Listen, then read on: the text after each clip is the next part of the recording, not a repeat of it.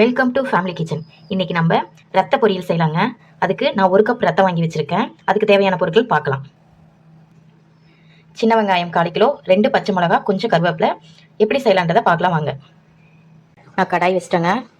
கொஞ்சோண்டு எண்ணெய் ஊற்றிக்கலாம். கொஞ்சம் கடுகு போட்டுக்கலாங்க. நல்லா பொரியட்டும். கடுகு நல்லா வெடிச்சதுக்கப்புறம் சின்ன வெங்காயம் போட்டுடலாம். கருவேப்பிலை, சின்ன வெங்காயம், பச்சை மிளகா போட்டுக்கலாம். எல்லாமே போட்டாச்சுங்க. போட்டுட்டு ஒரு 2 கலர் கிளறி வச்சுக்கோங்க.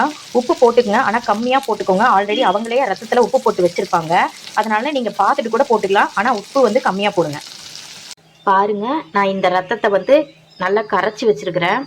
இப்போ நம்ம அந்த வெங்காயத்தில் ஊற்றிடலாம்.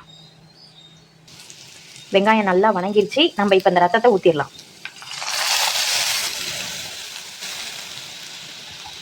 ஊற்றிட்டு நல்லா கைவிடாமல் கிளறிட்டே இருங்க. நல்ல ஒரு முட்டை பொரியல் மாதிரி வரணும். அதுக்கு நீங்கள் கொஞ்சம் உப்பு பார்த்துக்குங்க. இடையில உப்பு போடலாமா வேண்டாமான்னு பார்த்துக்கோங்க. பார்த்துட்டு உப்பு போடுங்க. கொஞ்சம் கை விடாமல் கிளறி விட்டுருங்க. பாருங்கள், அந்த தண்ணியெல்லாம் நல்லா சுண்டி போய் நல்லா திக்காக இருக்குது. இப்போ நம்ம இது கூட கொஞ்சம் தேங்காய் பூ போட்டுக்கலாம். போட்டுட்டு நல்லா கிளறி விடுங்க. நம்ம தேங்காய் போட்டு நல்லா கிளறிட்டோங்க. இப்போ நம்ம ஆஃப் பண்ணிடலாம் அடுப்பை. ரத்த பொரியல் ரெடி ஆயிடுச்சுங்க. ரொம்ப சூப்பராக இருக்கும். நீங்கள் இதை செஞ்சு பாருங்கள், உங்களுக்கு ரொம்ப பிடிக்கும். வாரத்தில் ஒரு முறையாவது குழந்தைங்களுக்கும் பெரியவங்களுக்கும் செஞ்சு கொடுங்க.